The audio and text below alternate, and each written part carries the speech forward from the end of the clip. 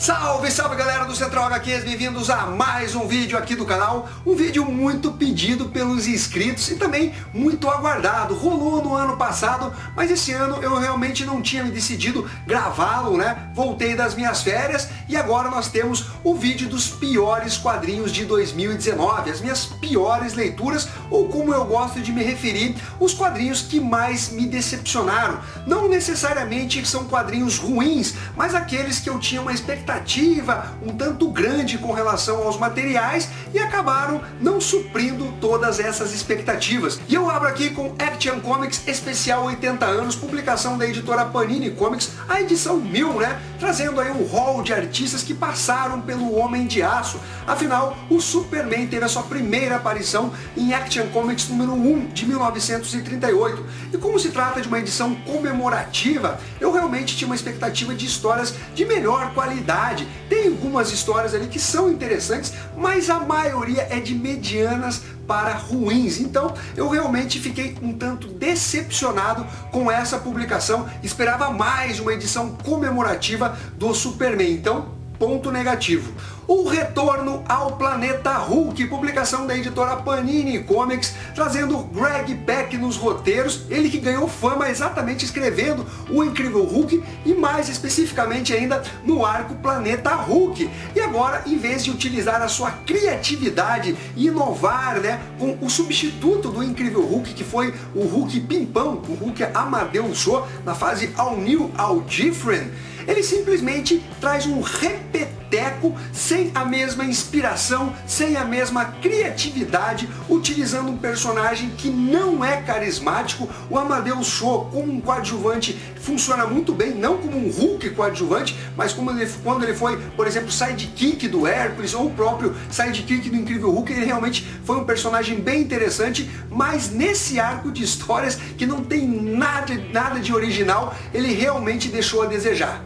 Dead Letters, Operação Existencial e Santos de Lugar Nenhum. São dois encadernados lançados pela editora Devir, do Christopher Sebela. Uma publicação que particularmente não me agradou nem um pouco. Nós temos o Sam, ele que desperta ali sem muita memória do que ocorreu anteriormente num hotel. Tem uma arma, ele está ali meio preso, de repente aparecem alguns matadores e ele sai em fuga.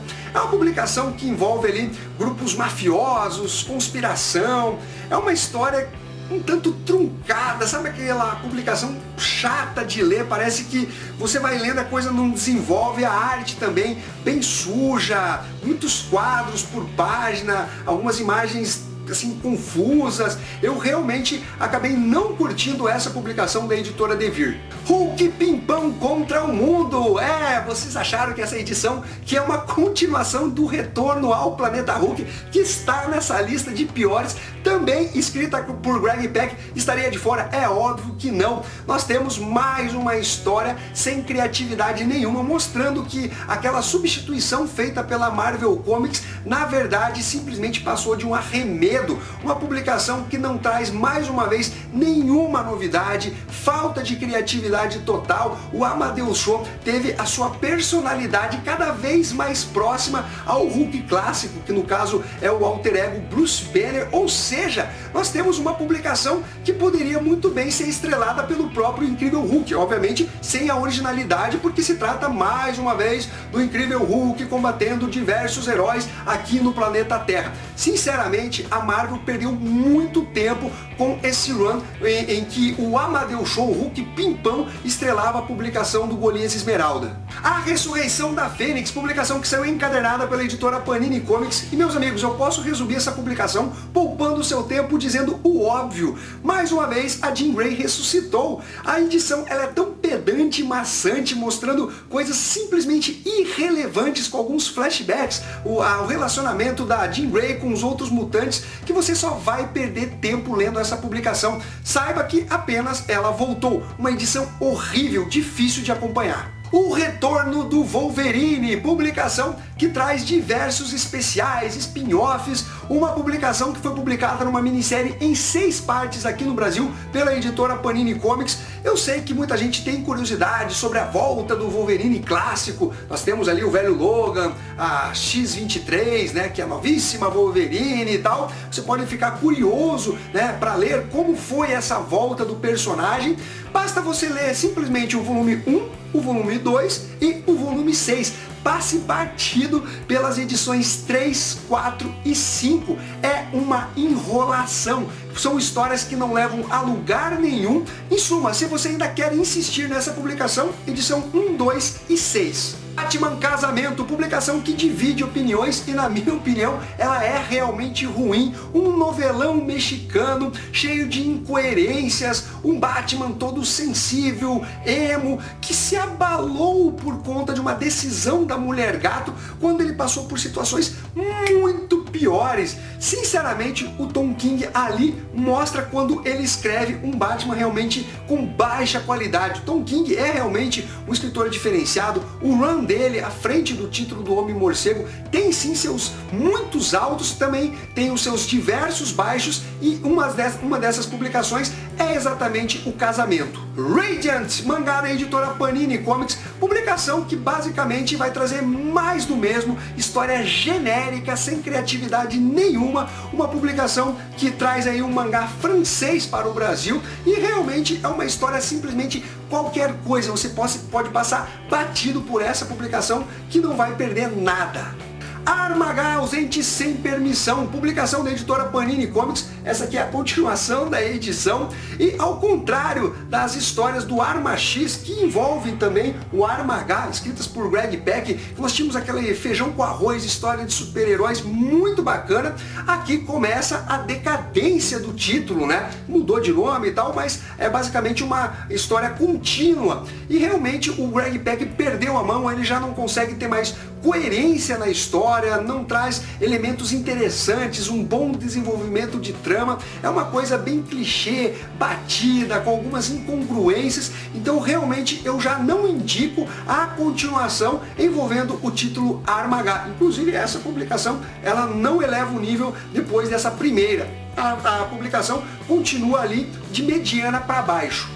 Crônicas de Guerra Tânia de Evil, publicação de um mangá pela editora Panini Comics. Tem uma sinopse bem interessante, uma garotinha que tem ali uma mente de uma pessoa mais madura, com estratégias militares, vai galgando altos postos nos comandos militares, mas realmente é uma edição que no seu desenvolvimento não te entrega o que você realmente espera de uma história de guerra. É uma publicação bem qualquer coisa, eu diria até baixo nível em termos de outras histórias envolvendo, né, o militarismo, essas histórias que envolvem mais uma guerra tipicamente falando. Uma publicação que eu achei bem decepcionante. Noite de Trevas Metal, escrita por Scott Snyder, pelo menos as publicações principais, com desenhos do Greg Capullo. Tem ali os seus spin-offs. Galera, a ideia de Noite de Trevas Metal, ela é interessante, só que o desenvolvimento ele é um tanto cansativo. Muitos textos, muitos diálogos, uma publicação que poderia ser resumida talvez em 3 edições, mas pelo contrário tem 5 volumes e 2 especiais.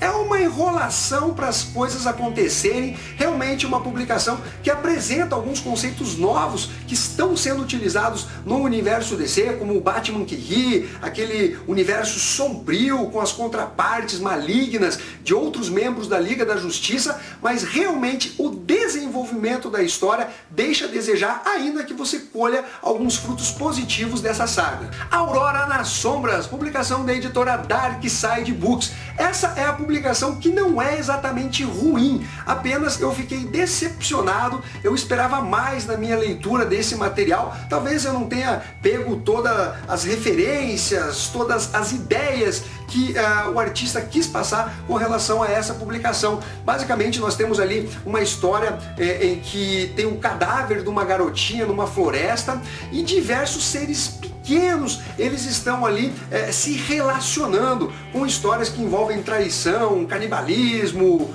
cultos.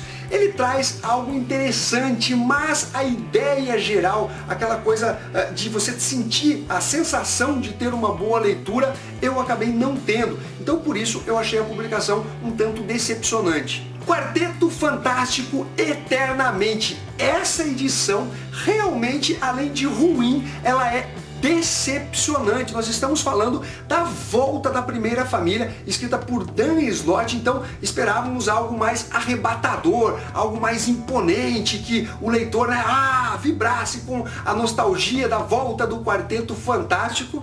Mas, meus amigos, que história chinfrim! Nós tínhamos ali uma espécie de prólogo com a publicação que saiu em 2 volumes aqui pela editora Panini Comics, que é Tocha Humana e Coisa, que inclusive contradiz essa publicação do Quarteto Fantástico Eternamente, o primeiro volume escrito pelo Dan Slott, tem incongruências com relação à motivação, à explicação da volta do Reed Richards com a Sue Richards, enfim, uma publicação que realmente deixou muito a desejar. Eu, como fã do Quarteto Fantástico, fiquei muito decepcionado. A Floresta, publicação da editora Devir, material escrito pelo James Tynion IV. Ainda que a publicação ela traga desenhos e cores realmente bem deslumbrantes, é um material que chama a atenção visualmente falando, a trama ela não me agrada. E olha que é um material bem elogiado lá fora. Simplesmente é uma série que não me pegou. Eu resenhei já os 3 primeiros volumes de A Floresta que foram lançados pela editora Devir. É um material que trata de uma abdução de uma determinada população ali, de um colégio para uma outra dimensão, onde eles vão enfrentar monstros, seres místicos e tal, mas é uma história que não traz um desenvolvimento muito interessante, ela fica dando saltos, assim, é uma publicação que realmente não me pegou. Heróis em Crise, publicação da editora Panini Comics, material que está sendo lançado aqui no Brasil no formato de minissérie, ainda não foi concluído, eu até fiquei na dúvida se eu deveria colocar nessa lista, afinal eu não terminei a leitura da saga em si, mas de qualquer forma as experiências que eu tive relacionada à primeira e à segunda edição foram péssimas. É um material sofrível escrito pelo Tom King, onde nós temos descaracterização de personagens, ele realmente não sabe trabalhar com personagens poderosos enfrentando personagens mais fracos, ele se perde totalmente, a própria emoção dos personagens ali não ficam à flor da pele com relação à situação que eles encontram de um genocídio de super-heróis. Eu senti falta disso, ainda que tenha assim os seus bons momentos lá, os heróis desabafando em frente à câmera. Vocês não vou ficar entrando em detalhes, assistam a resenha da publicação que eu comento mais sobre esse material, mas de qualquer forma foi realmente uma saga feita sob encomenda da DC Comics e que foi por água abaixo. Miles Morales, Homem-Aranha, a publicação da editora Panini Comics. Eu estava numa ânsia de ler novas histórias do personagem, que eu particularmente gosto. A fase do Brian Michael Bendis lá no universo Ultimate foi sensacional. Só que essa volta, nessa publicação, meus amigos, uma história bem qualquer coisa, dispensável. Tem a participação do Peter Parker, afinal o Miles Morales agora está situado no universo 616, mas não é uma história que traz uma coisa interessante, agradável. Se você comparar com as outras histórias do personagem, você percebe que a qualidade está mais baixa. Eu realmente esperava mais algo mais interessante relacionado à volta desse personagem, né, com histórias dedicadas a ele, e eu realmente me decepcionei bastante com essa publicação. A Morte dos Inumanos, outra publicação que não é exatamente ruim, material da editora Panini Comics, mas que me deixou bem decepcionado, escrita por Donny Cates, ele que vem sendo o queridinho da Marvel Comics atualmente, assumindo diversas publicações, e aqui ele faz um trabalho interessante com relação aos Inumanos, mas eu não entendi exatamente qual é a jogada da Marvel, se é simplesmente desbancar os Inumanos por conta da volta dos X-Men, né, volta com força pelas mãos do Jonathan Hickman, mas é uma história que falta bastante cuidado ali, né? Você não tem um Raio Negro sendo explorado no seu potencial máximo, como foi no encadernado Inumanos, escrito por Paul Jenkins e desenhos do Jay Lee, que foi relançado agora pela editora Panini Comics em capa dura. Ali uma história sensacional, tanto que venceu o prêmio Eisner. Então eu achei que faltou um cuidado, principalmente em relação ao Soberano de Attilan, né? O Raio Negro eu achei que deixou bastante a desejar. É uma história bacana, eu acho que vale a pena, mas eu particularmente me decepcionei. Para finalizar, Jagan, mangá da editora Panini Comics, que entra naquela lista de publicação bacana, mas que me decepcionou, principalmente por eu ter a experiência de ter lido Parasite, que saiu pela editora JBC. É uma imitação muito clara e escarrada de Parasite, que é um mangá sensacional. Eu gostei da temática do Jagan, o estilo mais gore, né, hardcore ali com relação à violência, mas você não percebe o mesmo cuidado, aquele esmero nos detalhes em relação à publicação Parasite. E a comparação, ela é inevitável, é realmente um mangá muito pautado em Parasite, então não tem como você se decepcionar se você leu a publicação que saiu anteriormente pela editora JBC. Bom, galera, essa é minha lista de publicações mais ruins, né, de 2019, ou as mais decepcionantes, ainda que elas tragam alguma qualidade. De qualquer forma, coloque na descrição a sua lista aí de quadrinhos que vocês menos gostaram no ano de 2019. Um abraço para todos vocês e fui!